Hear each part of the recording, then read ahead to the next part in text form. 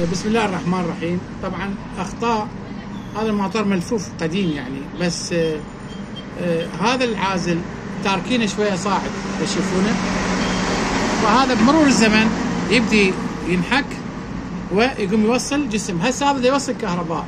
شلون اعالجه؟ اول شيء دست هذا اللي هو اصلا القالب مسوي كبير كلش وما فاتح هذا المكان، خليه كلش ضيق. زين، تجيب مايكه بس من هاي اليابسه القديمه مال اغطيه، شويه تجيبها صغيره وتفتح تقصها بهاي القصه. شوف هاي القصه، هاي القصه حتى شنو تدخل انسيابيه. زين، هاي احسن طريقه للمعالجه. هذا تكون يابسه شويه يعني مو لينه حتى تدخل بقوه. يمكن واضحه يمكن، خلينا ندخلها شويه.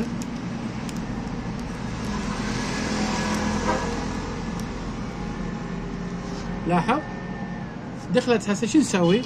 نجيب هاي الكلابتين ونجي نحاول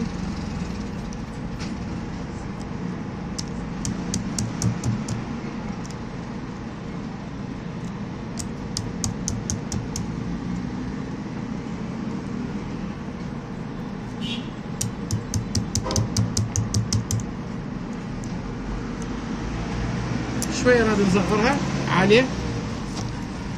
خلينا نصغر شويه بعد.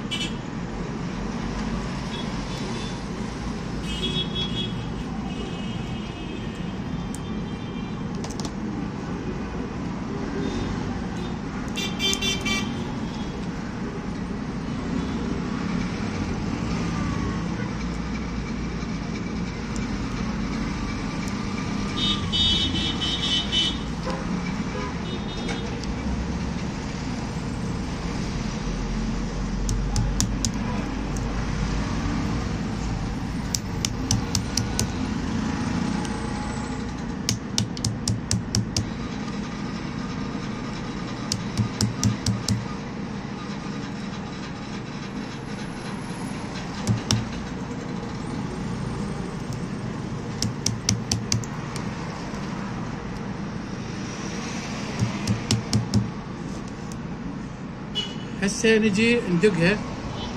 بعد هاي الوضعيه راح نجي ندقها.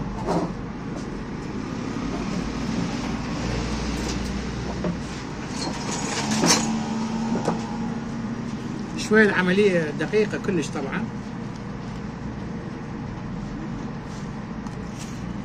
لازم شنو حاضنه كل السيم. هنا هسه ما حاضنه كل السيم، اكو سيم طالع. نعيد العمليه مره ثانيه.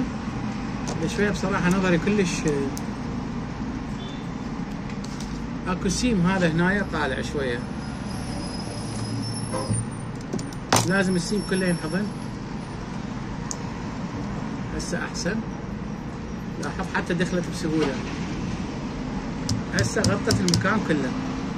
اذا تلاحظوها اتصلت ويا هذه. هسه راح اجي ادقها هنايا. لازم افر الموتور عليه حتى اقدر اسيطر عليه، وبعدين اشوفكم النتائج.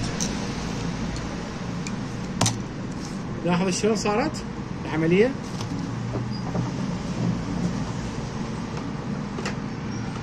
لان هذا بصراحه لازم الف كل الموتور، العمليه تصير مكلفه. نقص الزايد هذا حتى لا يصير مشوه. لاحظ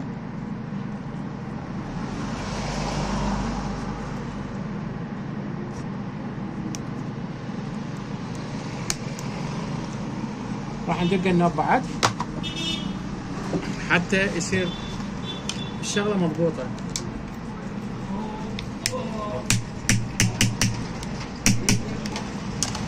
هسه اذا تلاحظوها انتهت الازمه.